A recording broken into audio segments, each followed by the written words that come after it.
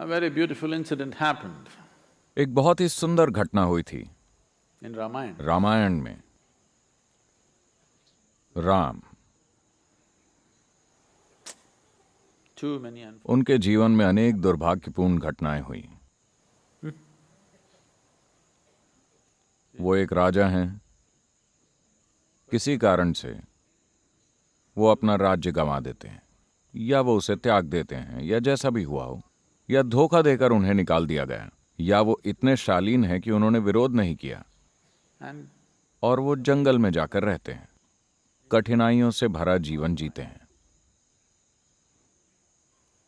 then इसके बाद रावण उनकी पत्नी का अपहरण कर लेता है and then और फिर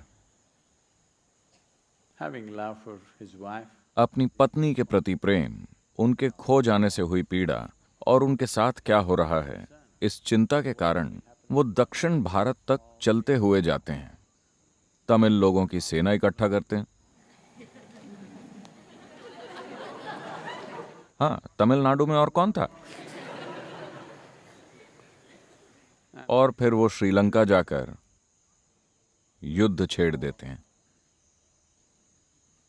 युद्ध में रावण को हराते हैं, उसे मार डालते हैं। जैसा कि आप सब जानते हैं, रावण के 10 सिर थे। आप एक सिर से परेशान हैं, उसके पास 10 थे। तो राम को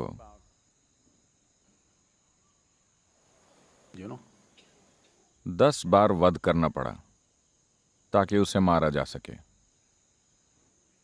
युद्ध में जीत हुई और वो अयोध्या वापस आ रहे हैं। to Ayodhya. राम तय करते हैं, वो कहते हैं, मैं वापस राज्य में नहीं जाना चाहता। मैं हिमालय में जाकर अगस्त्य मुनि की गुफा में कुछ समय बिताना चाहता हूं। In the cave of Agastya Muni. Because ताकि अपने हाथों हुए पाप का प्रायश्चित कर सकूं। I have killed मैंने एक ऐसे व्यक्ति की हत्या की है जो धर्मपरायण था, शिव का महान भक्त था, बहुत बड़ा ज्ञानी था, एक महान राजा था, एक दयालु व्यक्ति था। a generous man. बाकी लोग हैरान रह गए। लक्ष्मण, उनके छोटे भाई, बोले, आप क्या बात कर रहे हैं? रावण ने आपकी पत्नी का अपहरण किया था। So Rama said, राम ने कहा, see, वो those are दूसरे 9 सिरों का काम था। उसके इन 9 सिरों में लालच, जलन, वासना वगैरह भरे थे, लेकिन एक सिर ऐसा था जिसमें विवेक, ज्ञान, धार्मिकता और भक्ति थे। मुझे अफसोस है उस सिर को काटने का। मेरा बस चलता तो मैं उस सिर को छोड़ देता, रावण को मारता नहीं, लेकिन ऐसा करने का कोई तरीका नहीं था, इसलिए मुझे उसे मारना पड़ा। but पर अब मुझे बहुत पछतावा हो रहा है उस एक सिर को काटने का। इसमें आपको ये बताने की कोशिश हो रही है कि आप सभी के पास 10 या अधिक सिर हैं। हर तरह की चीजें क्या आप देखते हैं? one day your head किसी दिन आपके सिर में लालच है, किसी दिन जलन है, किसी दिन नफरत है, किसी दिन प्यार, किसी दिन सुंदरता, किसी दिन बदसूरती, yes or no? या एक ही दिन में आप सभी चीजों से गुजरते हैं। अगर मैंने आपको जलन वाले पल में देखा तो मैं कहूंगा ये जलनखोर है। अगर मैंने आपको लालच वाले पल में देखा तो मैं कहूंगा ये लालची है। अगर मैंने आपको नफरत वाले पल में देखा तो मैं कहूंगा ये नफरत से भरा है। अगर मैंने आपको वासना वाले पल में देखा तो मैं कहूंगा ये वासना से भरा है। नहीं नहीं, हर किसी के पास 10 या अधिक सिर होते हैं। अलग अलग समय पर अलग अलग सिर काम कर रहे हैं, लेकिन हर किसी के पास कम से कम एक सिर होता है जो प्यार, सुंदरता, उदारता और करुणा वाला होता है। at least one head. कम से कम एक ऐसा सिर होता ही है। तो आप अपने जीवन में सबसे बड़ी भूल ये करते हैं कि किसी गुण को पहचानने और उसकी आलोचना करने की बजाय आप व्यक्ति की आलोचना करने लगते हैं।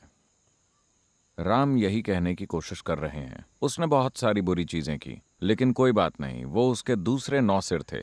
But that one, लेकिन उस एक सिर में मुझे बहुत सी संभावनाएं दिखी, लेकिन दुर्भाग्य से मुझे उसे काटना पड़ा। मैं चाहता हूं कि आप सभी इस बुनियादी नियम का पालन करें, आश्रम में या आप चाहें जहां कहीं भी हो। अगर आपको किसी में कुछ गलत दिखे तो हम केवल उस गलती की आलोचना करेंगे, उस व्यक्ति की नहीं। जब आप दूसरों के साथ ऐसा करेंगे तो आपके साथ भी ऐसा ही होगा। यह तय करने की कोई जरूरत नहीं है कि मैं ऐसा हूं, मैं वैसा हूं, या मैं तो ऐसा ही हूं। हाँ, कुछ पलों में आप वैसे रहे हैं, कुछ पलों में आप एक भयानक प्राणी रहे हैं, कुछ पलों में आप बहुत सुंदर रहे हैं, कुछ पलों में आप बदसूरत रहे हैं, कुछ पलों में आप कमाल के रहे हैं।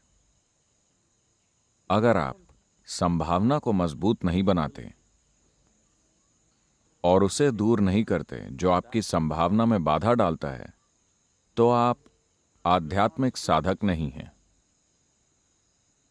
वो अच्छी नहीं है, वो अच्छी नहीं है, वो अच्छा नहीं है, वो अच्छा नहीं है, वो अच्छा नहीं है, वो ठीक नहीं है। और यहां कुछ लोग हैं जिनसे आपका परिचय अभी नहीं हुआ है, वो सभी सुंदर हैं। you know.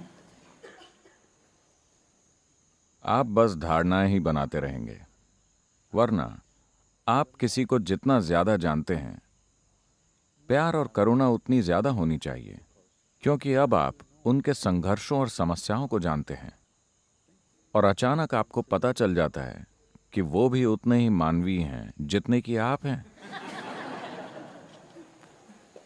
Yes? राम एक ऐसे इंसान की हत्या के लिए प्रायश्चित कर रहे हैं जिसने उनकी पत्नी का अपहरण किया और बहुत से बुरे काम किए, लेकिन राम अब भी इस बात को पहचान रहे हैं, उसका एक सिर था जो बहुत सुंदर था, मुझे उसे नहीं काटना चाहिए था। यह इंसान बहुत बड़ा ज्ञानी है, इसीलिए उनकी पूजा की जाती है। हर समझदार व्यक्ति ऐसा ही होता है। एक गुलाब के पौधे को देखकर हम इसे गुलाब का पौधा कहते हैं। बताइए, उसमें गुलाब ज्यादा हैं या कांटे ज्यादा हैं? कांटे ज्यादा हैं, लेकिन फिर भी हम उसे गुलाब का पौधा कहते हैं क्योंकि हम सुंदरता को पहचानते हैं। शायद एक ही गुलाब है और हजारों कांटे हैं, लेकिन फिर भी हम उसे गुलाब का पौधा कहते हैं। अगर आप आम का पेड़ देखते हैं, उसमें आम अधिक हैं या पत्ते? बेशक पत्ते ही अधिक हैं। हम उसे पत्तों का पेड़ नहीं, आम का पेड़ कहते हैं, क्योंकि हम उससे टपकने वाली मिठास को पहचानते हैं। वो मिठास से भरी बूंदें, पत्तों से भरा पेड़, पर वो एक आम, वाह, आम का पेड़। हम लोगों में इसे क्यों नहीं देखते? अगर मिठास की एक भी बूंद हो, Have you seen क्या any आपने कोई ऐसा इंसान देखा है जिसमें मिठास की एक भी बूंद ना हो? देखा है आपने? तो कृपया ये करें। अपने आसपास के सभी लोगों में जिनके साथ आप रोज काम करते हैं, जिनके साथ आप रगड़ खाते रहते हैं, कंधे रगड़ना नहीं, आप समझ गए होंगे, just do this? बस इतना कीजिए। वो सभी लोग, वो घटिया आदमी, ये बुरी औरत,